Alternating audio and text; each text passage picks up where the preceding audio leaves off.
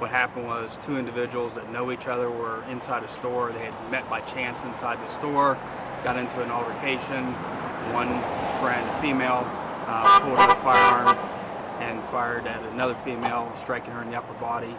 And within less than 2 minutes, police were on scene, had the individual in custody, and had medical attention en route for the victim, who's been transported to Grant Hospital in stable condition.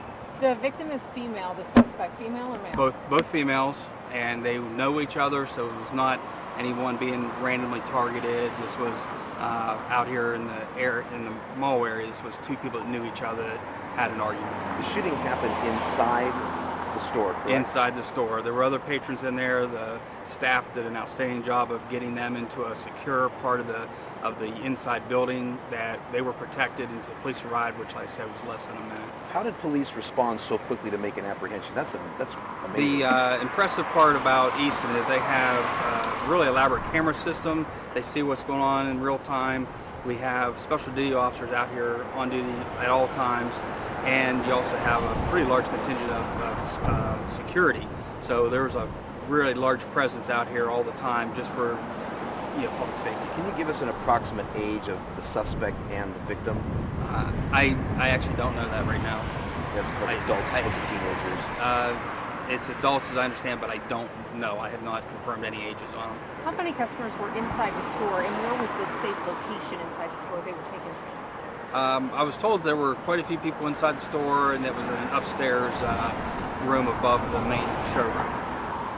Where was the victim hit with this bullet? In the upper body is all I know. Do you know what they were fighting about? It was a dispute. The two knew each other and had some bad blood between each other, I guess, and that's all we're releasing right now until the investigation completely unfolds. How long was this fight going on before a gun was pulled? What we're being told is that the victim got into a altercation originally, and the other female responded with a firearm instead of verbal altercation. Will the shooter be charged with assault or attempted murder? Do you know what the charges could be in this case? Well, the investigators right now are going to talk to everyone inside the store, review the videotape, talk to the shooter, and talk to the victim, since she's going to be conscious and was talking when she left in the squad. So I think we'll be able to figure it out pretty well. If it was some type of self-defense, if it was no provocation, and it was an intentional act, or if it was a heat of the moment. So the charge will depend on what the level of aggravation was. So that there are no guns allowed on this property, correct? I asked that with the general manager before I came over. There are multiple areas that are clearly placarded with no concealed carry firearms out here in the Easton area. Is this store one of them? I did not see the stickers on this door of the store, but the general manager did say that they have an ample notifications around the property that weapons are not allowed in every parking garage and the entrances to the mall, that it is placard to no firearms allowed. But it's not clear nowhere is it allowed on Easton property that guns are permitted? Well, that'll be up to Easton management to tell you where they are. Obviously, people are going to have them in their car, leave them in the car if they go inside the mall. So there would be on the property, but Easton management will have to tell you exactly where they tolerate weapons and they do not welcome people carrying a concealed weapon. Was your suspect a permit holder? We're checking into that right now. We're trying to determine that. Given the elaborate video systems that exist here, is it likely that all of this is captured on video?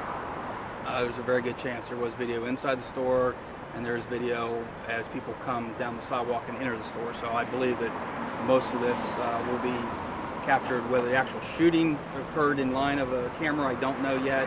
We're checking, but most of this will be on camera. Considering Easton's track record, What track record are we discussing? Well, the safety issue with Easton, how many fights there's been in the past, is Easton still considered a safe place to be? I think it's very safe out here, based on the fact that we have bike patrols out here. They have segways. They have officers on duty at all times. They have an enormous security presence here to provide for shopper safety. So I think it's safe to say that there's a lot of effort goes into public's protection out here. When the first bullet was fired, were the other customers still in the close proximity?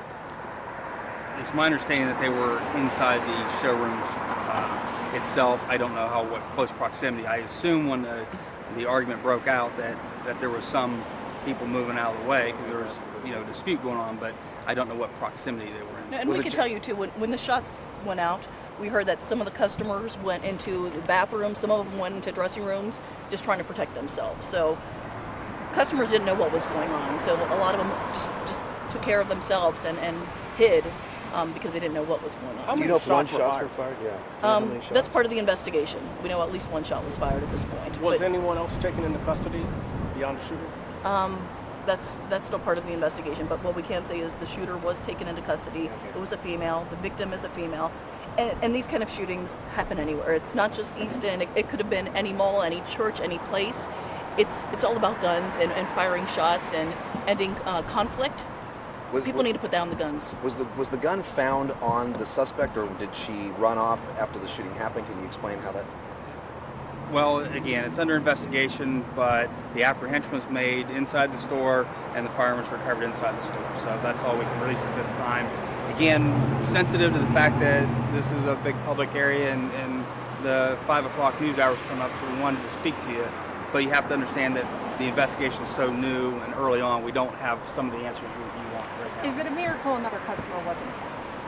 It's always very fortunate when no one else is injured in these events that someone is so careless to fire a weapon inside an area where there's many people. What's the message Columbus Police wants to send out to these people who Denise had mentioned seem to want to end or solve conflict through violence?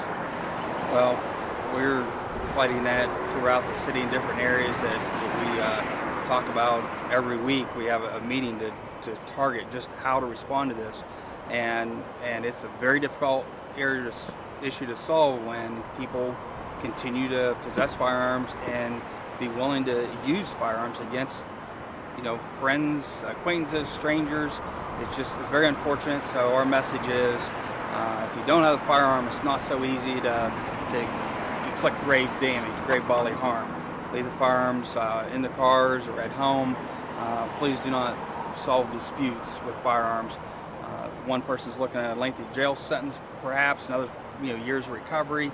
It's not worth a dispute over whatever had them upset. Along with the investigation, what happens now? Does Columbus Police sit down with Easton Town Center about what happens next? We meet And regularly. T-shirt? We meet regularly with the general management here. In fact, by pure coincidence, last week we actually scheduled a meeting for next week with the general manager that we do on a regular basis. So we actually have one already scheduled before this incident. We meet and we talk about tactics, strategy. Like before the last thing we did, we developed a bike program out here so officers can get around bikes. We're always looking and meeting with management to look at better ways to protect the public out here. And this will be brought up next week at the meeting. Oh, well, since we're already going to be meeting, this is going to be probably top of the subject, but we're always concerned when people carry concealed weapons and then use them. It's a very frustrating situation. Deputy Chief, can you talk about whether or not there were witnesses to this and how they're assisting in this investigation? There are store clerks inside that did witness this, and there were other individuals that certainly caught portions of what was going on. And they're all already identified and cooperating with the investigation. And so from here, we will take each of their statements and look at the videotape and try to match those up, because as we know, videotape doesn't tell the whole story. There's only pieces and parts that are caught from different vantage points from video. So we have to take the witness statements, what the physical evidence is in the video, and try to marry all those up and reconcile to figure out what exactly happened. The individual who was detained, did they surrender? How did that go? The officer was there so fast that they did not resist apprehension, but they didn't really have a chance to flee. Sir, thank you. Can we get your full name?